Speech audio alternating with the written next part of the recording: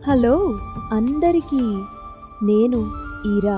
ఈరోజు భగవద్గీతలోని ఒక అద్భుతమైన శ్లోకం నేర్చుకుందాం. రాగద్వేష వియుక్తైస్తు విషయానింద్రియైశ్చరన్ ఆత్మవశ్యైరుధ్యాత్మా ప్రసాదమధిగచ్చతి.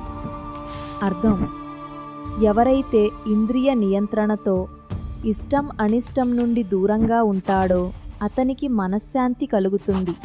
ఉదాహరణ: ఒక వ్యక్తి సోషల్ మీడియాలో ఇష్టం వచ్చిన పోస్టులు చూసి ఆనందపడతాడు, ఇష్టం లేని పోస్టులు చూసి కోపం తెచ్చుకుంటాడు. కానీ ఎవరు వాటిని పట్టించుకోకుండా తమ లక్ష్యంపై దృష్టి పెడతారో వారికే నిజమైన శాంతి లభిస్తుంది. మూలం: ఇష్టం అనిష్టం వదిలితేనే శాంతి దొరుకుతుంది. ఈ వీడియో నచ్చితే లైక్ చేయండి, షేర్ చేయండి, మా ఛానల్కి సబ్స్క్రైబ్ చేయండి.